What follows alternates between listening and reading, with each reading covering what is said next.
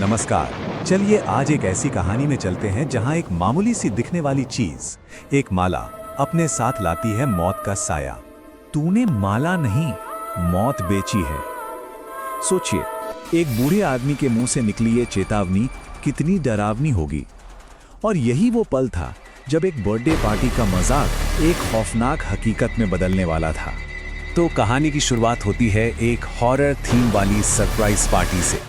निखिल नाम के एक लड़के के लिए उसकी गर्लफ्रेंड और दोस्तों ने ये पार्टी रखी थी। मतलब सब कुछ मजेदार और हंसी मजाक वाला माहौल था, पर उन्हें क्या पता था कि असली डर तो बस दस्तक देने ही वाला है।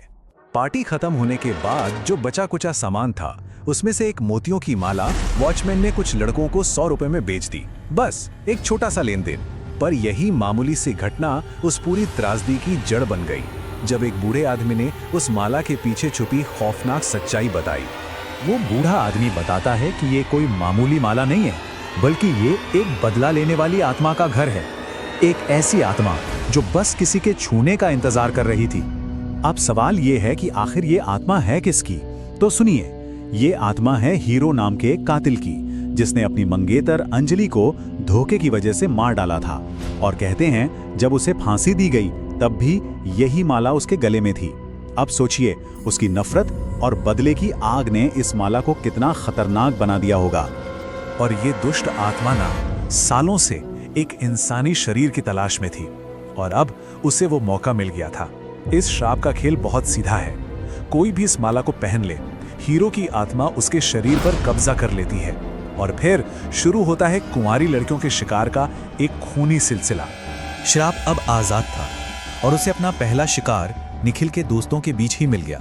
प्रिया, जो निखिल की दोस्त थी, उसकी ऑफिस में बेरहमी से हत्या कर दी जाती है। और जानते हैं सबसे अजीब बात क्या थी? ऑफिस का दरवाजा अंदर से बंद था। अब सवाल यह था कि आखिर कातिल अंदर आया कैसे और फिर गया कैसे? वो बूढ़ा आदमी फिर से उन दोस्तों के सामने आता है। उसे पूरा यकीन है कि उन्हीं में से किसी ने वो माला खरीदी थी, और अब उस पर उस आत्मा का कब्जा है। वो उन्हें साफ साफ चेतावनी देता है कि ये तो बस शुरुआत है। आप दोस्तों में दहशत फैल जाती है जब ये एहसास होता है कि कातिल कोई बाहर वाला नहीं, बल्कि उन्हीं में से कोई एक है। तो दोस्ती की जगह शक ले लेता है, और इसी शक और डर के माहौल में एक और दोस्त की जान चली जाती है। जब पूछा जाता है तो हर कोई माला होने से इनकार कर देता है। हर कोई एक दूसरे पर उंगली उठा रहा था। दोस्ती में अब जहर घुल चुका था। इसी घबराहट के बीच संजीव निकिता को फौरन कॉन्फ्रेंस रूम में बुलाता है।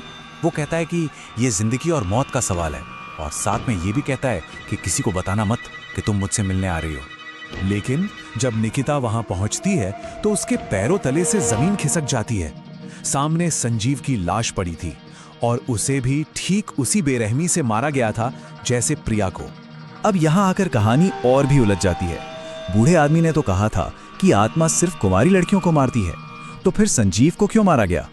क्या इसका मतलब यह है कि अब जो भी इस राज के करीब जाएगा वो मारा जाएगा?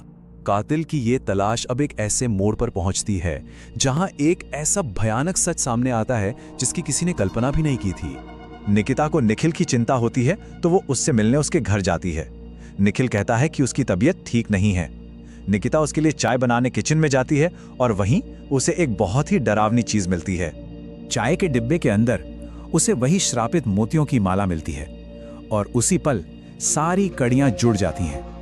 उसे वो खौफनाक सच पता चल जाता है कि हीरो की आत्मा ने किसी और पर नहीं, बल्कि निखिल पर कब्जा कर लिया है। निखिल उसके सामने आता है, लेकिन अब वो पहले जैसा निखिल नहीं था। उसका पूरा बर्ताव, उसकी आंखें, सब कुछ बदल चुका था, और वो खुद कबूल करता है कि हाँ, कातिल वो ही है। वो बताता है कि उसने संजीव और राकेश को इसलिए मारा क्योंकि वो दोनों उसके राज के बहुत करीब पहुंच गए थे। और अब जब निकिता भी सच जान चुकी है तो उसकी जान भी बहुत बड़े खतरे में है। तो कहानी यहीं एक बहुत ही खतरनाक मोड़ पर खत्म हो जाती है। निकिता उस इंसान के साथ फंसी हुई है जिससे वो प्यार करती थी, पर जिसके अंदर अब एक कातिल की आत्मा है। क्या वो बच पाएगी, या फिर वो इस श्राप का अगला शिकार बनेगी? ये एक ऐसा सवाल है जिसका जवाब शायद कभी नहीं मिलेगा।